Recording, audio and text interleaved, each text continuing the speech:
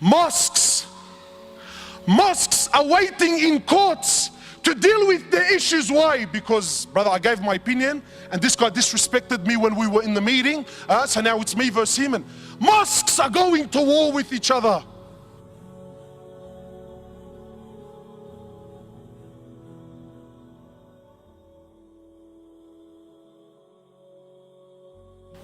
You see, my brothers, you know what I love about the Sahaba?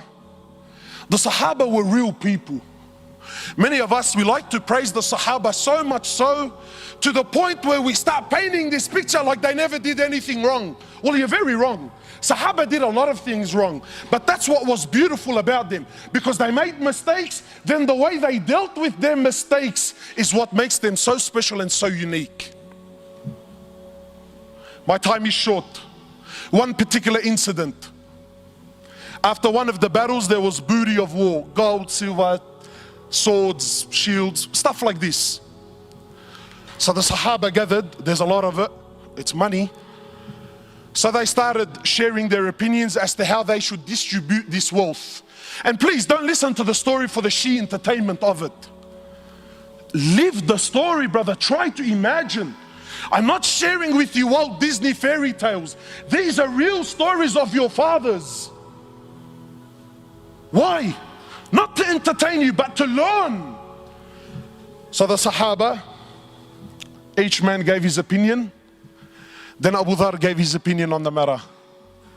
For those of you who don't know Abu Dhar is Arab. Yani he makes an Arab feel like he's a non-Arab. You can't be any more Arab than what Abu Dhar was. So Abu Dhar also gave his opinion. Today, mosques, I was in Canada, the brother, mosques are waiting in courts to deal with their issues. Why? Because, brother, I gave my opinion and this guy disrespected me when we were in the meeting, so now it's me versus him. And mosques are going to war with each other. Why? Who's hit it? Brother, I gave my opinion. What, and he went against me? Doesn't he know who I am? I've been here for 10 years, brother. This guy's only been on the board for 5 years. These are the people that are leading our masajid, mashallah. So Abu Dhar gave his opinion. Then the next person was Bilal radiallahu ta'ala anhu. Bilal is the muaddin of Rasulullah sallallahu alayhi wasallam. Bilal not only used to be a slave, but an Abyssinian slave, meaning he was black. So as far as society is concerned, talk about being rock bottom. But you see, Islam came to break this. So when Bilal gave his opinion, he says, Abu Dhar, I disagree with you. Allahu A'lam, I think this is what we should do with the wealth. So Abu Dhar, imagine being put on the spot in front of everyone. He says, even you, ya Bilal, even you son of a black woman, even you're going to disagree with me today. These are big words. So Bilal, rightfully so, got very upset. He picked himself up and went to the Prophet of Allah. Now I want to pause here for a minute because I want to prove my point that we don't follow the Sunnah of Rasulullah sallallahu alaihi wasallam. We follow the Sunnah of who? Sheikh Tony Montana, mashallah, and Maulana Tupac. When we hear the story of the Sahaba, we exclude our life and our societies. Well, because it's different times. My brothers, I want to ask you sincerely, and I want you to answer sincerely. This act that Bilal did by picking himself up and going to the Prophet of Allah to complain, what is this act called in this day and age that we live in today?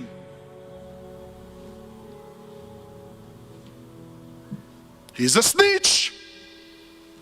True or not? Brother, we have a drama. You pick yourself up to go complain. What are you, a woman, bro? That's street language. You see, but Bilal wasn't corrupted by your Tupac and your Tony Montana. Bilal was affected by your Prophet, who you claim that you follow. You see, Bilal had something in his heart, so he went to someone that can help him with this situation. You and I, nah. That makes me less of a man. Nah, Habib. I'm gonna hold it in my heart for the next 20 years. I'm gonna thrash him, backbite him, wipe the floor with him, slander him with any opportunity that I can get for the next 20 years. But I won't go to someone that just might be able to help my situation.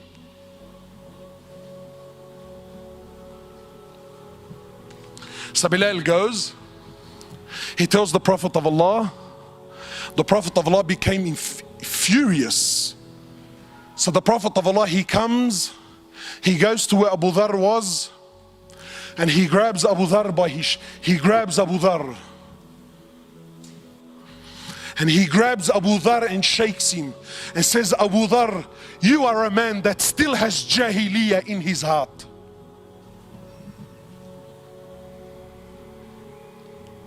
So what did Abu Dharr do? See, let me tell you the difference between a man and a so-called man. A real man is a man when he acknowledges that he really was in the wrong, he admits that he's in the wrong.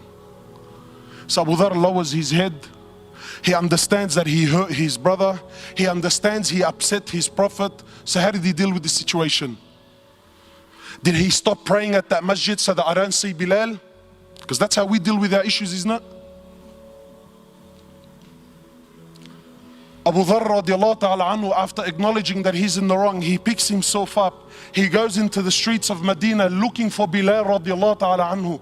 Then when he sees and he finds Bilal, he goes to Bilal publicly. Leave this with me, publicly, in front of everyone. He goes to Bilal in front of everyone and gets down on the floor and says to Bilal, Ya Bilal, by Allah, I will not lift my head off the floor until you step on it with your foot. And let it be known right here, right now in Medina, which one of us today is the honored and which one of us today, Ya Bilal, is the dishonored one.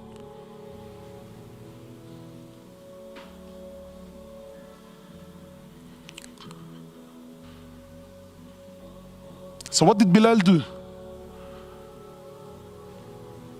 What did he do? Wallahi, an opportunity that most of us would love to have with those that hurt us. You see, real forgiveness is to forgive from your heart sincerely, whether you can do something about it or you can't. You see, there are many of us who have issues and dramas with other people, and we paint on the outside that, nah brother, wallahi man, I forgive him for the sake of Allah. You little kazzab, you little spinner. The only reason that you claim that you forgive him is not because you really forgive him. The truth is you can't do anything to this guy anyway. So really by default, by the fact that I physically can't do anything, I disguise my weakness with what? Nah, wallahi bro, I forgive him for the sake of Allah. But deep down in your heart, deep down in your heart, if you got the news that a bus hit him, ya bayya, your heart will start to do the dabki, bro.